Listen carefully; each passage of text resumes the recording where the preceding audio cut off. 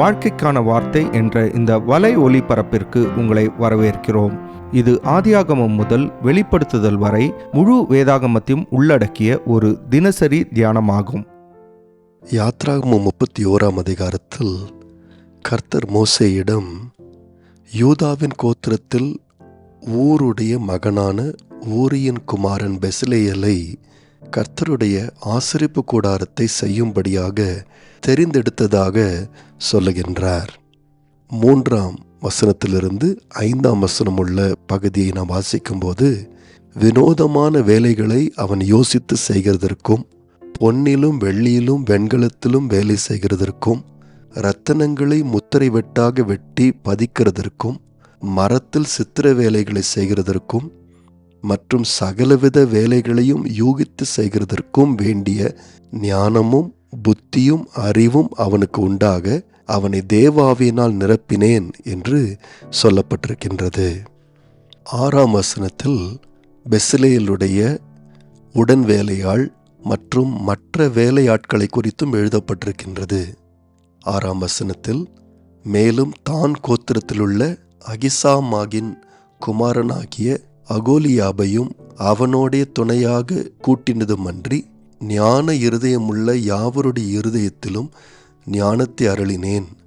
நான் உனக்கு கட்டளையிட்ட யாவையும் அவர்கள் செய்வார்கள் என்று சொல்லப்பட்டிருக்கின்றது.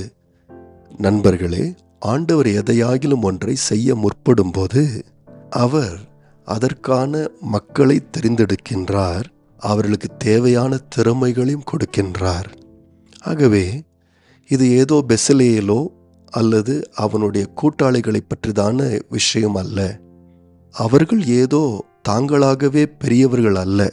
நாம் அவர்களுக்கு திறமைகளை கொடுத்த ஆண்டவரை தான் புகழ்ந்து பேச வேண்டும். 5ஆம் வசனத்தில் ஆண்டவர் இந்த பெசலேயலை தேவ ஆவியினால் நிரப்பினதாக சொல்லப்பட்டிருக்கின்றது. வேதாகமத்தில் முதல் முறையாக இங்கேதான் ஆண்டவர் ஒரு மனிதனை தேவாவியினால் நிறைத்ததாக நாம் வாசிக்கின்றோம். ஆனால் அதை காட்டிலும் இன்னொரு காரியத்தை நாம் முக்கியப்படுத்தி பார்க்கலாம். இந்த பெசலேயலை ஆண்டவர் சித்திர வேலை செய்வதற்கு, மரத்தில் வேலை செய்வதற்கு, தையல் வேலை செய்வதற்கு, விசேஷமான பொருட்கள், விசேஷமான கற்கள், இவைகளில் சித்திர வேலை செய்வதற்காக பரிசுத்தாவியானவர் அவனை நிரப்பினதாக நாம் பார்க்கின்றோம். நண்பர்களே, பரிசுத்தாவியானவர் ஆவிக்குரிய செயல்களை செய்யும்படியாக மாத்திரமல்ல, சரீரப்பிரகாரமான காரியங்களை செய்வதற்கும் திறமைகளை அளிக்கின்றார். இன்னுமாக 6ஆம் வசனத்தை நாம் வாசிக்கும்போது, இந்த பெசலேயலுக்கும் அவனுடைய கூட்டாளிகளுக்கும் ஆண்டவர் இப்படிப்பட்ட திறமைகளை எதற்காக தருகின்றார் என்று சொன்னால், 6ஆம் வசனத்தின் கடைசி பகுதி சொல்லுகின்றது, நான் உனக்கு கட்டளையிட்ட யாவையும் அவர்கள் செய்வார்கள். அப்படியானால் பெசலேயலும் அவனுடைய கூட்டாளிகளும் தேவ சித்தத்தை நிறைவேற்றும்படியாக இப்படிப்பட்ட திறமைகளை பெற்றிருக்கின்றார்கள். நண்பர்களே, பரலோகத்தில் தேவ சித்தம் செய்யப்படுவது போல பூமியிலும் செய்யப்படும்படியாக நாம் ஜெபிக்க வேண்டும் என்று சொல்லி நம்முடைய கர்த்தர் நமக்கு சொல்லிக் கொடுத்தார். தேவ சித்தம் இந்த பூமியில் நிறைவேற்றப்பட வேண்டும் என்று விரும்புகின்ற எல்லா விசுவாசிகளும் தேவ ஆவியானவர் அவர்களுக்கு திறமைகளை தருவதை நிச்சயமாய் கண்டுபிடிப்பார்கள்.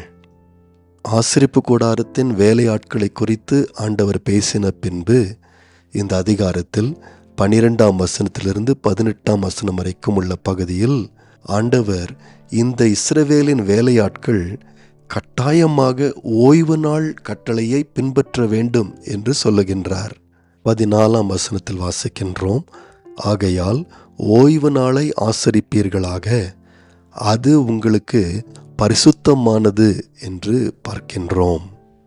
அதாவது ஆண்டவர் இந்த ஓய்வு நாளை பரிசுத்த நாளாக பிரித்து வைத்திருக்கின்றார். ஆகவே இஸ்ரவேல் மக்களும் இந்த ஓய்வு நாளை விசேஷ நாளாக பிரித்து வைக்க வேண்டும். 17ஆம் வசனத்தில் நாம் வாசிக்கின்றோம், 6 நாளைக்குள்ளே கர்த்தர் வானத்தையும் பூமியும் உண்டாக்கி 7ஆம் நாளிலே ஓய்ந்திருந்து பூரித்தார் என்று பார்க்கின்றோம். நண்பர்களே, தேவன் மனிதன் அல்ல. ஆகவே வேலை செய்து அவர் களைத்து போவது கிடையாது. ஆனாலும் 6ஆம் நாளில் அவர் வேலைகளெல்லாம் முடித்து 7ஆம் நாளில் ஓய்ந்திருந்தார். இஸ்ரவேலும் இந்த ஆண்டவரை பின்பற்ற வேண்டும். அவர்களும் தங்களுடைய வேலைகள் எல்லாவற்றையும் முடித்து ஓய்வெடுக்க வேண்டும். ஆண்டவர் இந்த பகுதியில் ஓய்வு நாள் என்பது ஒரு அடையாளம் என்று 2 முறை சொல்லுகின்றார். அதன் அர்த்தம் என்னவென்றால், ஓய்வெடுப்பதன் மூலம் இஸ்ரவேல் ஜனங்கள் மற்றவர்களுக்கு தங்களை தேவனுக்கென்று பரிசுத்தமானவர்களாகவும் பிரித்தெடுக்கப்பட்டவர்களாகவும் வித்தியாசமான மக்களாகவும் தங்களை காண்பிப்பார்கள். நண்பர்களே, சிலர் வேலையை ஒரு மதமாக நினைக்கின்றார்கள். ஆகவே மிக அதிகமான வேலைகளுக்கு தங்களை ஒப்புக் கொடுக்கின்றார்கள். வேறு சிலர் ஓய்வெடுப்பதையே தவறு என்று நினைக்கின்றார்கள்.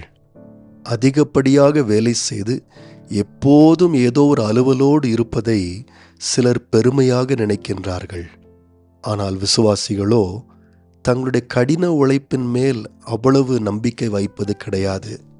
தங்களுடைய வேலையின் மூலமாக தாங்கள் யார் என்று அவர்கள் நிரூபிக்க முயற்சி செய்வது கிடையாது.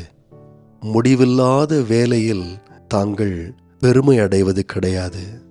விசுவாசிகள் கர்த்தருடைய பரிசுத்தாவியானவரை சார்ந்து வாழுகின்றார்கள். தேவன்தான் அவர்களுக்கு திறமைகளை கொடுக்கின்றார்.